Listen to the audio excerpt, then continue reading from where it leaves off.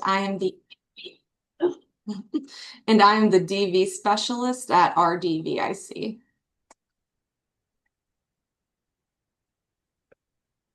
Today we are going to go over why our history matters, the movement prior to RDVIC, the history of RDVIC, and then I'm going to talk a little bit about our programs and services.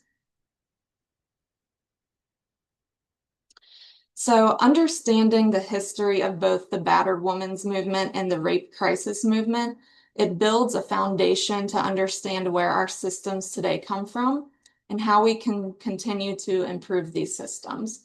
At almost every point in time until about the 1870s, women and children were property of men. It was first their fathers and then their husbands.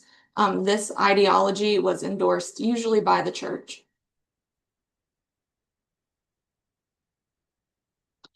So the first wave was through the early 1900s. In 1848 was the first Women's Rights Convention.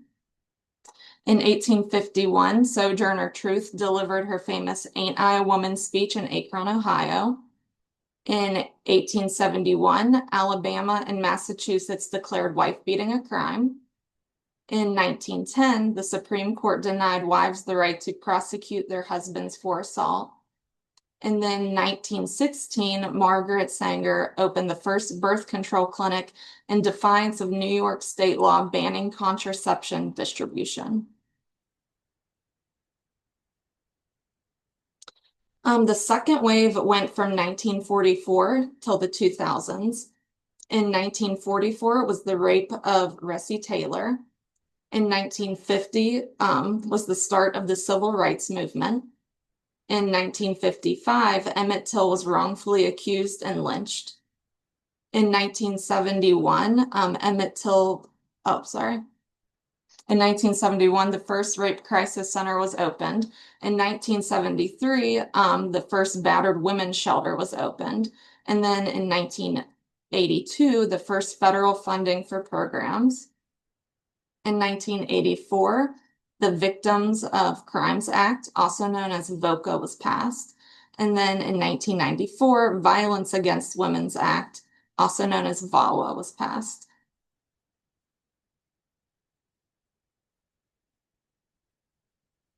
And then the history of RDVIC. So in 1973, our organization was founded as the Rape Information Center. In 1976, we received our first fundings for services. In 1977, we got our first paid staff and we developed two-pronged focus of direct services and education. In 1978, we opened the first women and children's shelter in West Virginia. In 1982, FRIS was founded from RIS, and it was built as technical assistance for other organizations like us.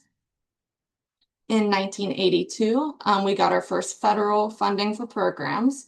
And then in 1983, RIS became what we're known as today, the RDVIC.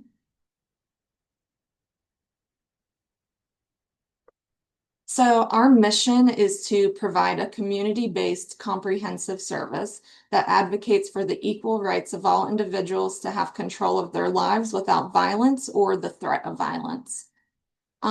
We achieve our goals by having offices in all three counties that we serve, which is Monongalia, Preston, and Taylor. Our offices are staffed and operated by advocates.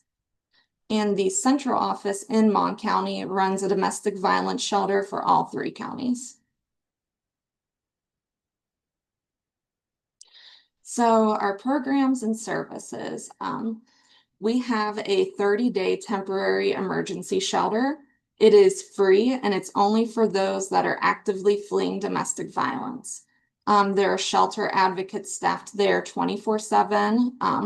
And while in the shelter, advocates will assist clients with things like case planning.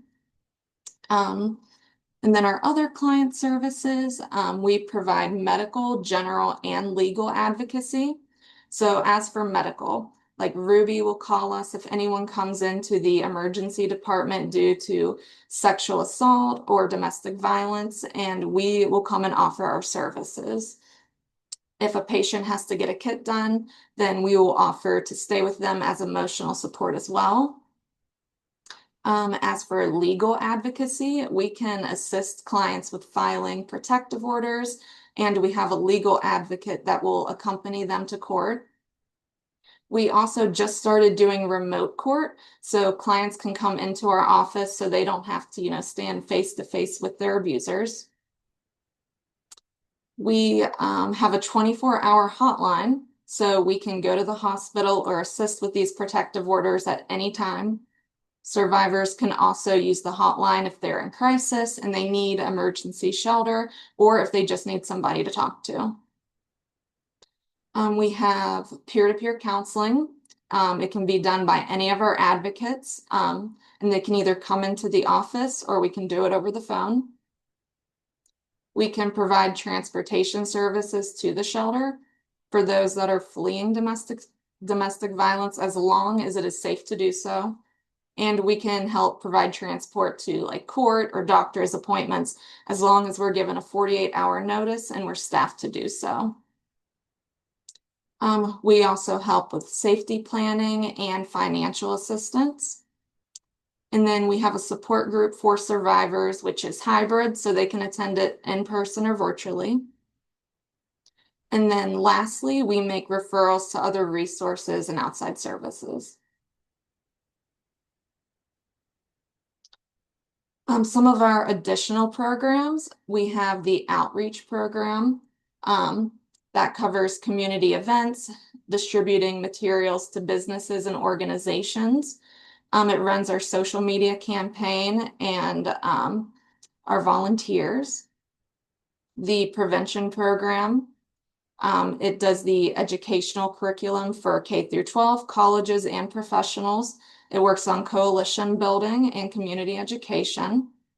And then our ABC program is also known as the Abusive Behavior is Criminal. It's a batterer intervention and prevention program, also referred to as BIPS. And now I know I went through that really fast. I'm not the greatest public speaker, but do you guys have any questions for me?